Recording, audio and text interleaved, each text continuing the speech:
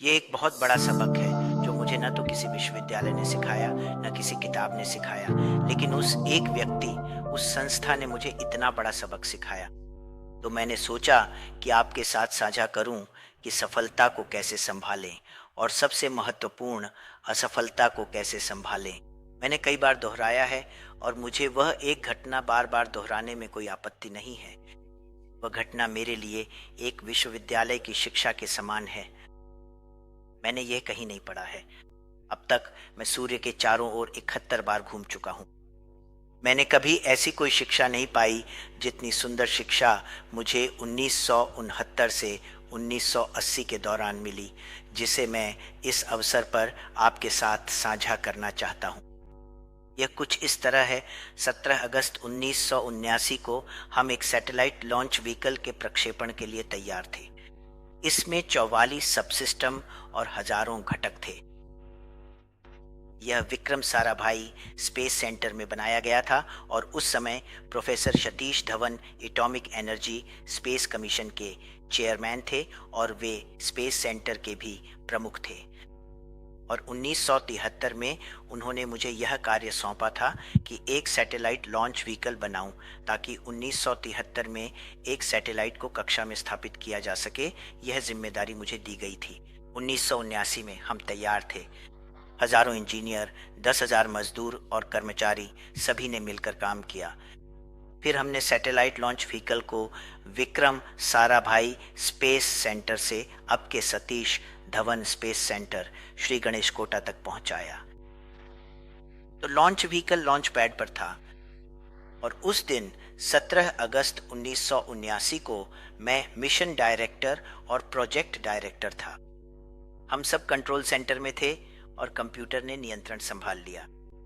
8 minute के बाद computer नियंत्रण संभाल लेगा, क्योंकि मेरे लिए एक मिशन डायरेक्टर के रूप में सैकड़ों पैरामीटर्स की जांच करना बहुत मुश्किल था, इसलिए इसकी जांच जरूरी थी।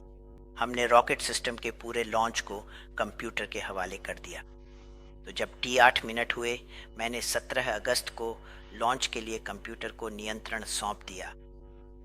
1979 में और हजारों लोग लॉन्च का इंतज़ार कर रहे थे, मिशन सेंटर्स, और वे पूरे देश में काम कर रहे थे और कुछ डाउनरेन स्टेशनों पर भी।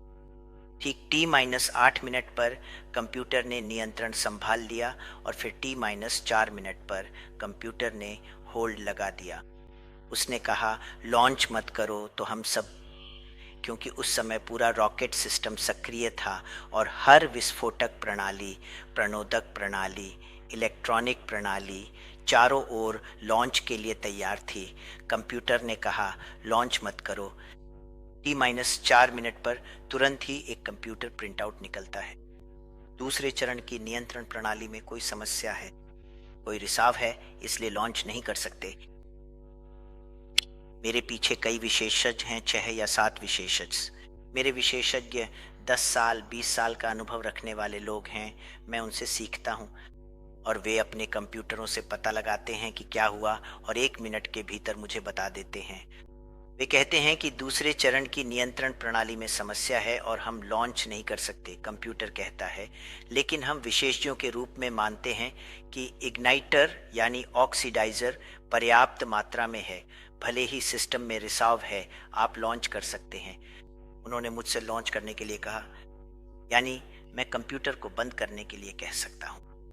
मैं रॉकेट सिस्टम को मैन्युअली लॉन्च कर सकता हूँ।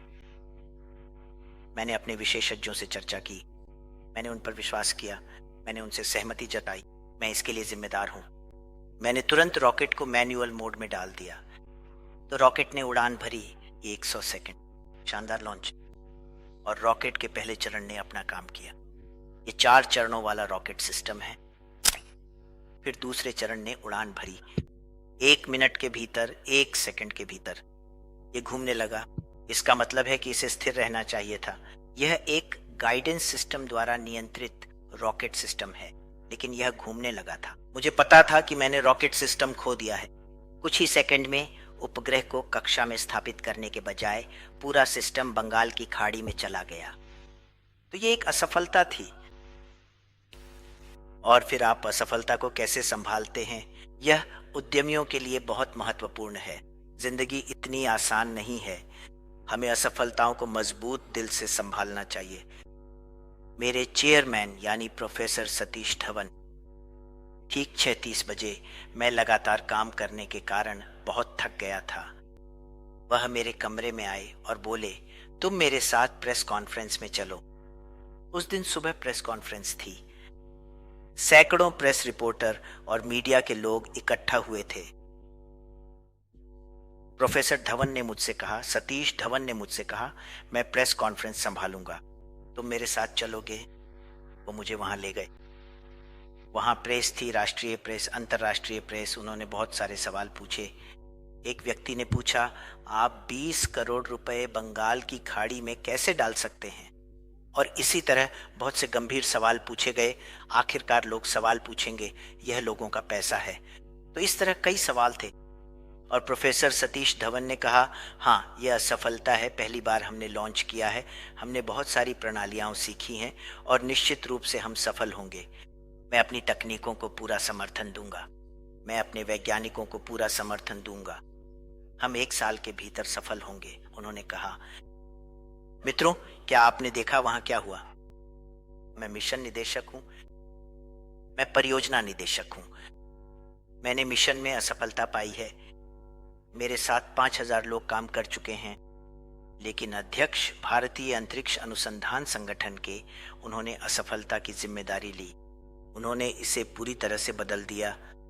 मेरी असफलता को अपनी असफलता बना लिया। यही नेतृत्व की गुणवत्ता है।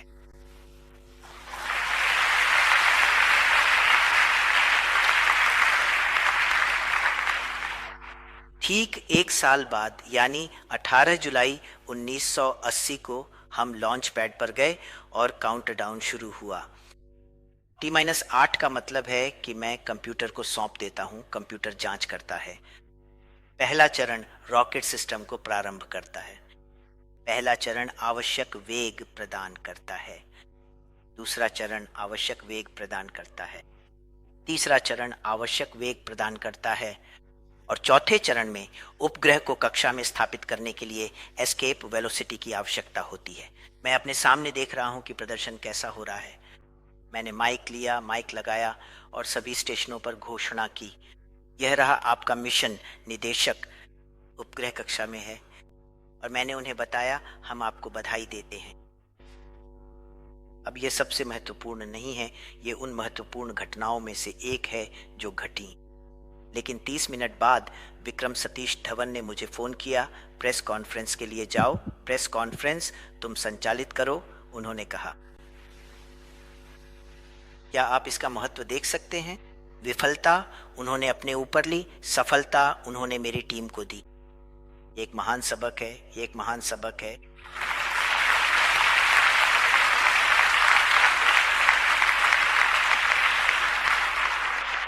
ये एक महान सबक है जो मुझे किसी भी विश्वविद्यालय ने नहीं सिखाया, किसी भी किताब ने नहीं सिखाया, लेकिन उस एक व्यक्ति, उस संस्था ने मुझे इतना बड़ा सबक सिखाया।